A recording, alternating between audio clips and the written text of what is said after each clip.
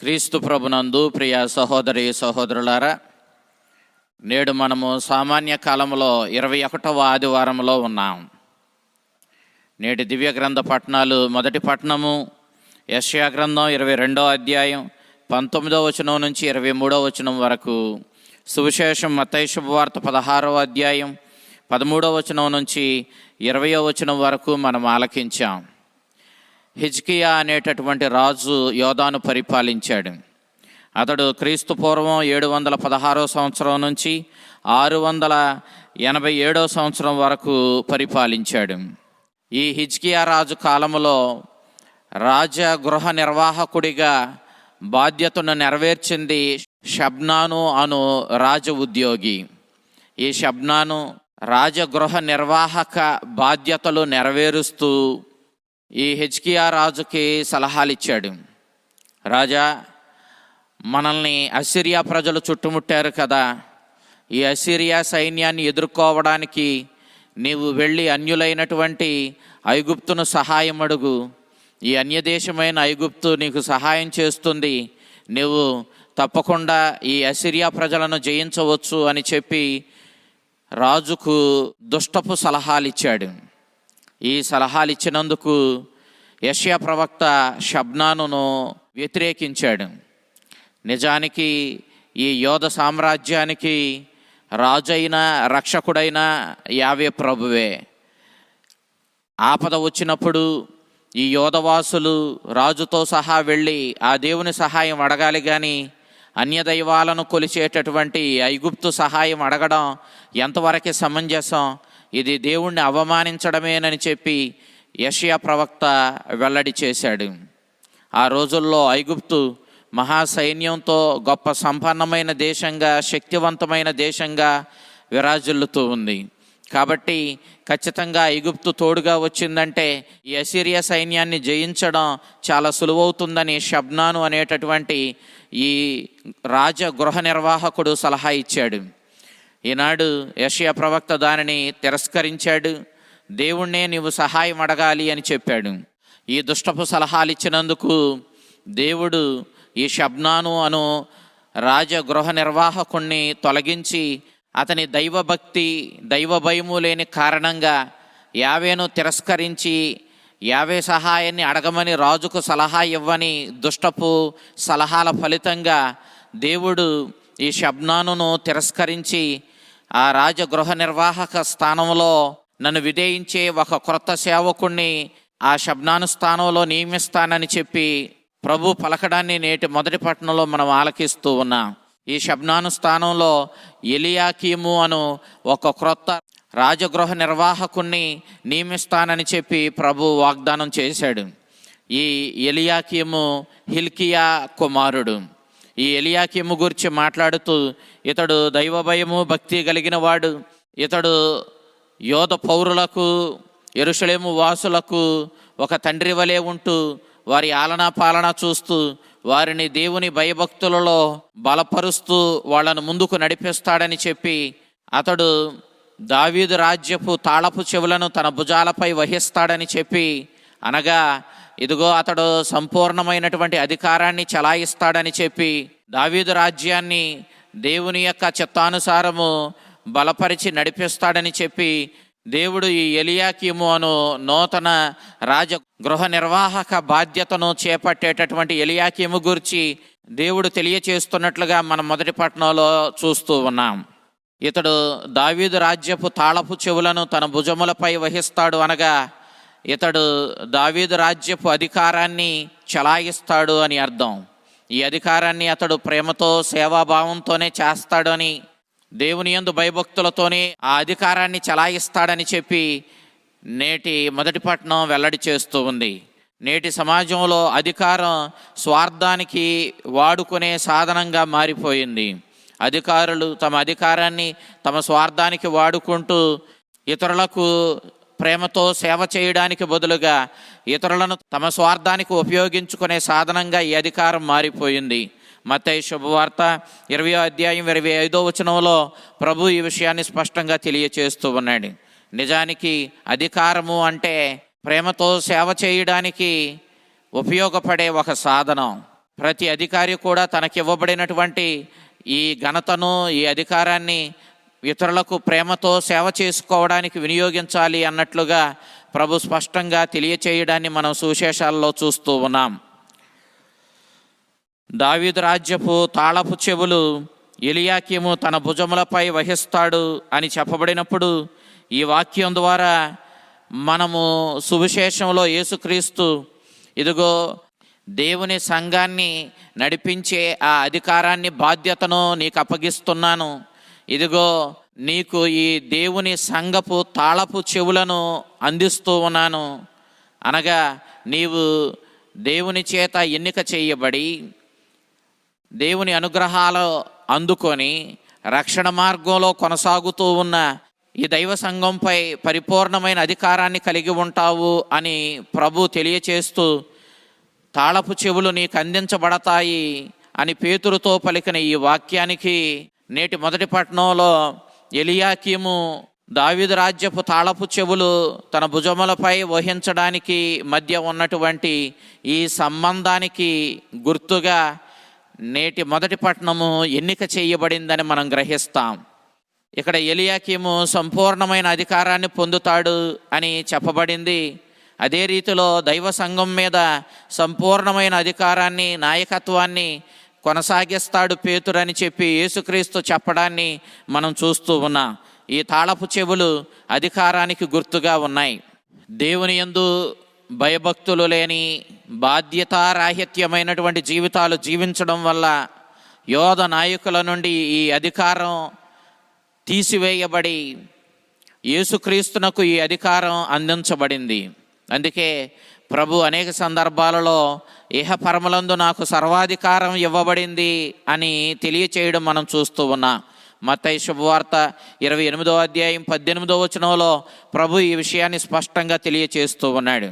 ఈనాడు సర్వాధికారం కలిగినటువంటి యేసుక్రీస్తు తన అధికారాన్ని ఈనాడు తన ప్రియ శిష్యులతో పంచుకోవడాన్ని మనం చూస్తూ ఉన్నాం. అందున పేతురు గారిని మరి ముఖ్యంగా ప్రభు పిలిచి అతనికి తన అధికారాన్ని అప్పగిస్తూ, నీవు ఎదురులేని అధికారాన్ని, నాయకత్వపు బాధ్యతను చేపట్టాలి.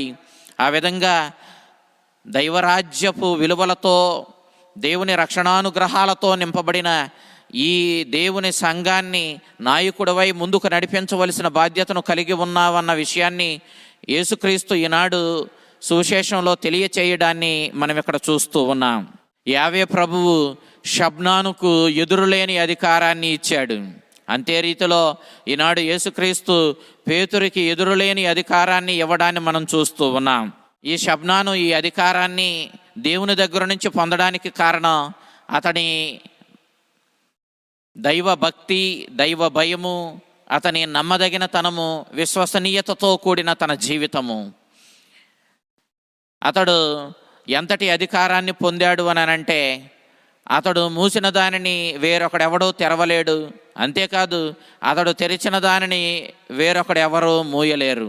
అంతటి అధికారాన్ని ఈ షబ్నాను కలిగి ఉంటాడని, ఆ అధికారం ఎంత దృఢంగా ఉంటుందంటే, డేరాను ఏర్పరిచేటప్పుడు ఆ గుడారపు మేకు నేలపై దిగగొట్టబడి ఎంత దృఢంగా ఉంటుందో అంతటి దృఢమైనటువంటి అధికారాన్ని షబ్నాను కలిగి ఉంటాడని చెప్పి ప్రభు ఈనాటి మొదటి పట్టణంలో తెలియచేస్తూ ఉన్నాడు.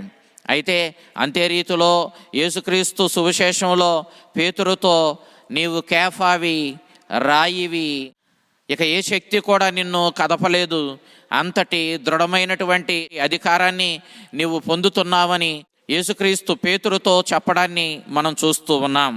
నేటి సువిశేషం మనం చూసినప్పుడు పూర్వ నిబంధనలోని ఈ ఎలియాకీము నూతన నిబంధనలోని యేసుక్రీస్తునకు సూచక వ్యక్తిగా ఉన్నాడు అన్న విషయాన్ని మనం గమనించాలి. యేసుక్రీస్తు సర్వాధికారము తండ్రి దగ్గర నుంచి పొందాడు. ఎదురులేని అధికారంతో మానవాళిని నడిపించే మంచి కాపరిగా, నాయకునిగా యేసుక్రీస్తు నియమించబడ్డాడు. అయితే ఆ యేసుక్రీస్తే ఆ అధికారాన్ని తన ప్రియమైన శిష్యుడైన పేతురుతో పంచుకోవడాన్ని నేటి సువిశేషంలో మనం చూస్తూ ఉన్నాం. పేతురు క్రీస్తు ఎడల తనకున్న విశ్వాసాన్ని బాహాటంగా ప్రకటించాడు. పేతురు విశ్వాసాన్ని అతడు ప్రకటించినటువంటి ఆ సత్యాన్ని చూసినటువంటి క్రీస్తు పేతురు విషయంలో ఎంతో సంతోషించాడు. అందుకే పేతురికి యేసుక్రీస్తు ఎదురులేని గొప్ప అధికారాన్ని, నాయకత్వాన్ని అప్పగిస్తూ ఉన్నాడు. గలిలయ సముద్రానికి ఉత్తర భాగంలో ఈ కైసరియా ఫిలిప్పు పట్టణాలు ఉన్నాయి.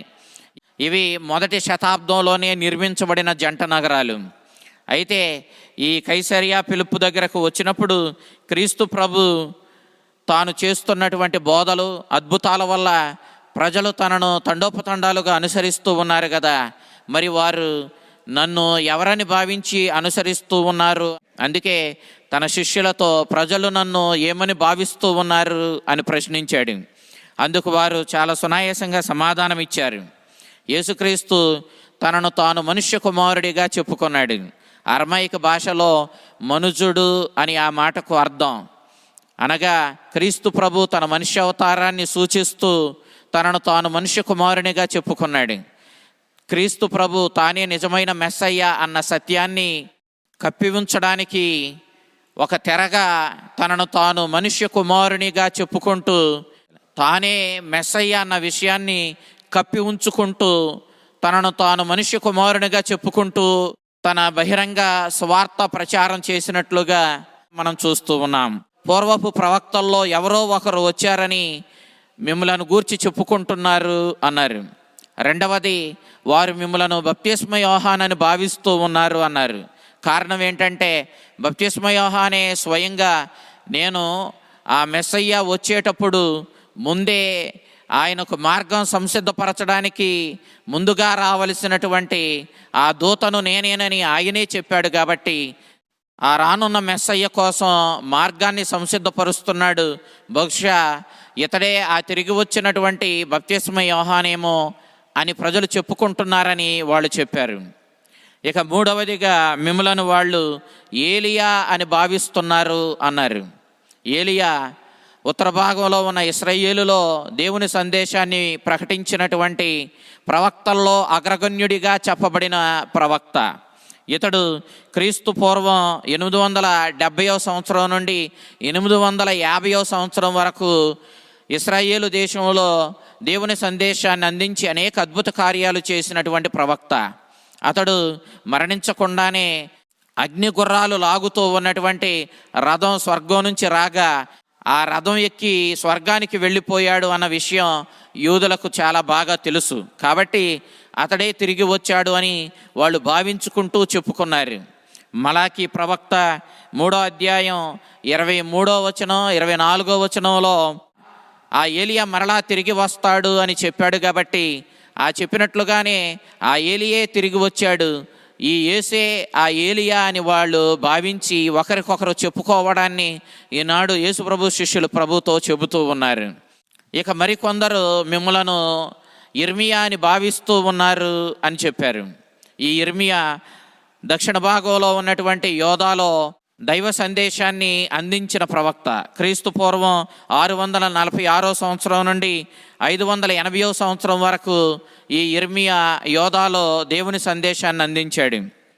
మక్కబీయుల 2వ గ్రంథము 15వ అధ్యాయం 11వ వచనం నుంచి 16వ వచనం వరకు మనం చూసినప్పుడు అక్కడ ఒక దర్శనాన్ని చూస్తాం. ఈ దర్శనంలో ఇర్మియా మరలా తిరిగి రావడం అనే ప్రస్తావన ఉంది. కాబట్టి ఆ ఇర్మియాయే మరలా తిరిగి వచ్చాడు అని చెప్పి యేసుక్రీస్తుని గూర్చి ప్రజలు చెప్పుకోవడాన్ని ఈనాడు అపోస్తలులు క్రీస్తుతో చెబుతూ ఉన్నారు. ఇక ఇప్పుడు క్రీస్తు ప్రభు తన శిష్యుల వైపు తిరిగి, వారు సరే, మరి నిత్యము నాతో ఉండే మీరు నన్ను ఎంతవరకు గ్రహించారు? మీరు నన్ను గూర్చి ఏమనుకుంటూ ఉన్నారని సూటిగా తన శిష్యులను ప్రభు ప్రశ్నించాడు. అందుకు పేతురు, నీవు క్రీస్తువి అని సమాధానం ఇచ్చాడు. మార్కు శుభవార్త 8వ అధ్యాయం 29వ వచనంలోను, లూకా శుభవార్త 9వ అధ్యాయం 20వ వచనంలో మనం ఈ అంశాన్ని చూస్తాం. పేతురు క్రీస్తుని గూర్చి వెల్లడి చేసిన ఈ విశ్వాస ప్రకటన నిజంగా పేతురు ఎంతవరకు అర్థం చేసుకున్నాడో మనకు తెలియదు. ఎందుకంటే మత్తయి సువార్తకారుడు యేసు ప్రభుని యొక్క శిష్యులు యేసుక్రీస్తుని దైవత్వాన్ని గూర్చి అతడు మరణించి పునరుత్థానుడైన తర్వాతే పూర్తిగా అర్థం చేసుకున్నారని చెప్పి మనకి స్పష్టంగా తెలియచేశాడు. అయితే ఈనాడు పేతురు క్రీస్తును నీవే మెస్సయ్యావు ఎదురు చూస్తూ ఉన్న ఆ లోకరక్షకుడవు, యూదులను రక్షించే ఆ మెస్సయ్యావు, ఆ సజీవుడైన దేవుని కుమారుడవు నీవేనని పేతురు తన విశ్వాసాన్ని వెల్లడి చేసినప్పుడు క్రీస్తు ప్రభు స్పష్టంగా, పేతురు నీవే స్వయంగా ఇంతటి విశ్వాసానికి రాలేదు, పరలోకమందున్న నా తండ్రియే నీకు ఇంతటి విశ్వాసాన్ని అనుగ్రహించాడు అని చెప్పి ప్రభు స్పష్టంగా అక్కడ తెలియజేయడాన్ని మనం చూస్తూ ఉన్నాం.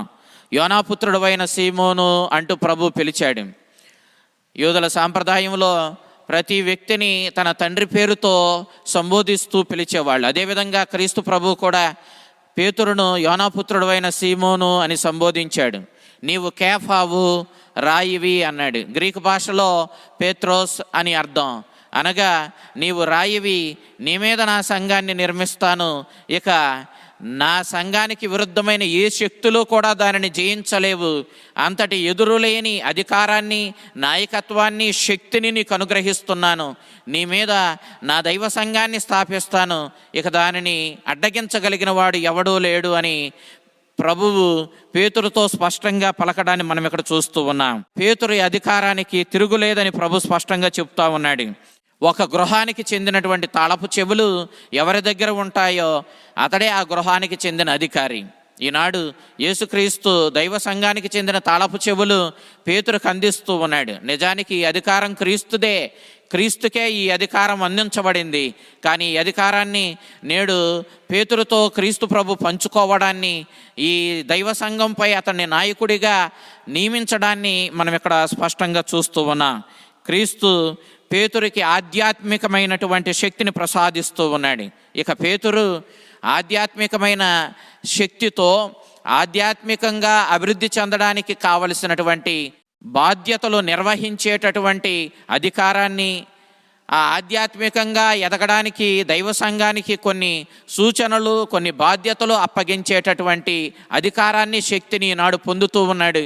ఇక పేతురు సూచించినట్లే, పేతురు నడిపించినట్లే అతనుకున్న ఆ ఆధ్యాత్మికమైనటువంటి అధికారాన్ని బట్టి మిగిలిన దైవ సంఘమంతా కూడా అతన్ని విధేయించి అతని ఆజ్ఞానుసారం నడవవలసి ఉంటుందని ప్రభు ఇక్కడ స్పష్టంగా సూచించాడు. క్రీస్తు ప్రభు తానే ఆ మెస్సయ్య అన్న విషయాన్ని ఎవరితోనూ చెప్పవద్దని తన శిష్యులకు ఆజ్ఞాపించడాన్ని మనం ఈనాడు చూస్తూ ఉన్నాం. ఇక్కడ క్రీస్తు ప్రభు తానే మెస్సయ్య కదా, ఇక ప్రజలకు చెబితే తప్పేంటి, ఎందుకు చెప్పొద్దన్నాడని మనం ఆశ్చర్యపోతాం.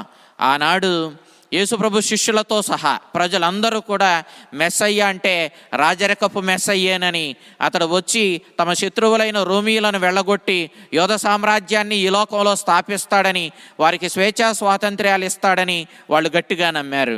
ఇక ఇప్పుడు ఈ యేసుక్రీస్తుని వాళ్ళు మెస్సయ్య అని భావిస్తే, తెలుసుకుంటే ఇక అందరూ ఆయనను రాజరికపు మెస్సయ్యగానే ప్రవర్తించమని, ఇక చేతికి కత్తి తీసుకొని పదా వెళదాం, రోమీలను వెళ్ళగొడదాం, మన రాజ్యాన్ని మనం స్థాపించుకుందాం, మన యోధ సామ్రాజ్యాన్ని స్వేచ్ఛా స్వాతంత్ర్యాలతో కాపాడుకుందామని ప్రభువుపై ఒత్తిడి తెస్తారు.